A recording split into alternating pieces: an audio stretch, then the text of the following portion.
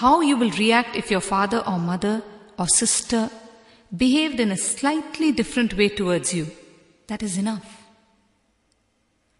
We are all the time in need of something from someone, and so we are continuously paving the way to get it from them in a smooth way.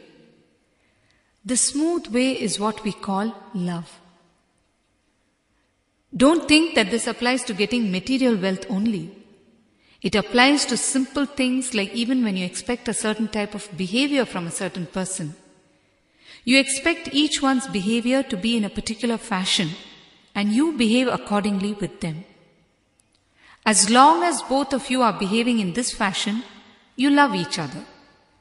If someone misses it somewhere, your love takes a momentary dip. For example, you all claim that you love me very much.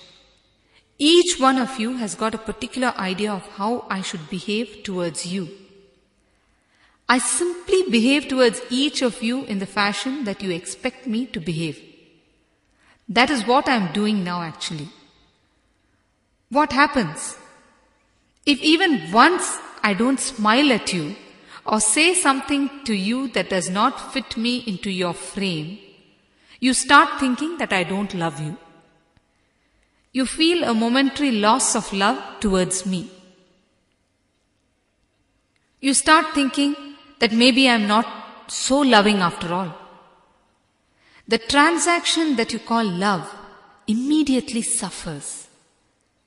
You start imagining your own things about why I said a particular thing to you or why I did not smile at you. I might have been talking to someone else, or I might have simply not smiled at you, just to allow your ego to settle a bit, that's all. But you miss the whole game and start interpreting my actions with your own dictionary of love. What will happen? You will only end up in deep misery.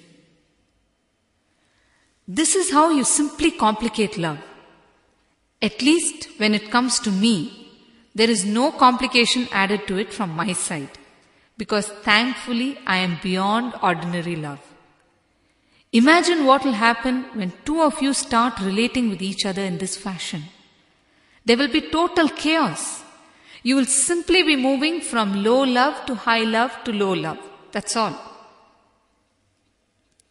You have become so interdependent on each other when it comes to your emotions, especially love. The reasons for your interdependency can be so subtle and deceiving that you will not know them until your love violates them. If you can just love without a reason, that is pure love. Pure love is not dependent on anything else. It is dependent only on yourself. Be very clear. People tell me, Swamiji, we love our children. When it comes to putting up with their naughty behavior, how many times have we sworn at them? One girl was telling me at the ashram, Swamiji, my mother loves my children only if they behave themselves well. She wants me to bring the children to show them off as her grandchildren to her friends, and finally lands up scolding me for the chaos that the children create. When you see children, you are pulled by their innocence. That is one thing. The second thing is, it gives you a feeling of pride, an ego boost, when you see that they are your own creation. And of course, you provide for them and make them happy. But what I am saying is, this love also comes with limitations and preferences. It is highly subjective to the ways of the children. A small story. A man was laying a concrete road. He had just finished laying the road when a group of children from the neighborhood came running onto the road, leaving footmarks behind.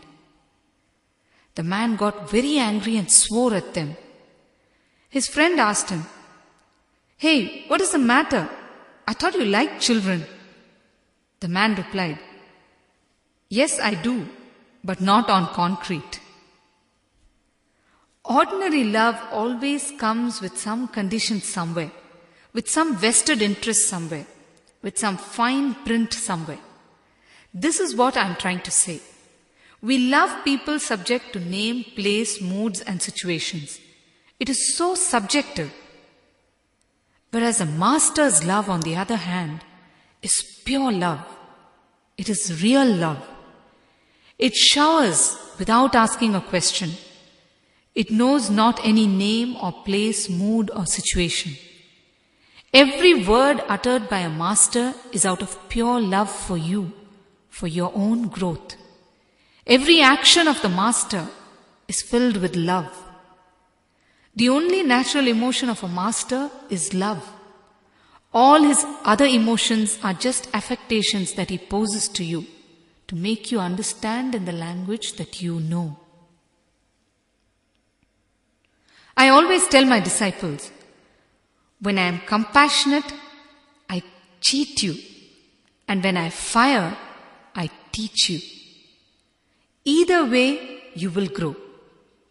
Sometimes I demonstrate my compassion in a very loving way so that you are more malleable to my transforming fingers, so that you become more vulnerable for transformation. Sometimes I show my compassion by simply firing you so that you are jolted into deeper awareness. In both the cases, pure love for you is the only reason. A master is an ocean of infinite love and knows only to give. He is existence itself. If you approach him with a bowl, you will take back a bowl of him with you. If you approach him with a picture, you will take back a picture of him. It all depends on how thirsty you are. The thirstier you are, the bigger the vessel you will approach with. But he is there always, watching you walking up to him with vessels of various sizes and laughing to himself at your own uncertainty, at the play of your mind, of your logic, of your conditions which you project on him. See, be very clear. I'm not asking you to love God or any master. You don't even know God. Then how can you love him? It is very difficult for you to love something you haven't seen. But you can love all that you can see, is it not? You can love the animals, the plants, people, and what not. Simply love them for no reason except the joy of loving. Simply feel a deep connection with them and love them.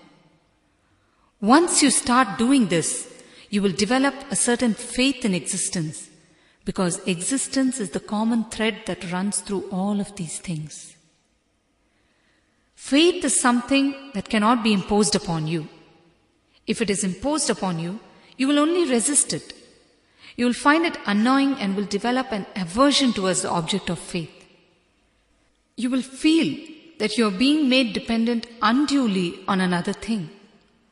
But when it becomes your experience, it is totally different.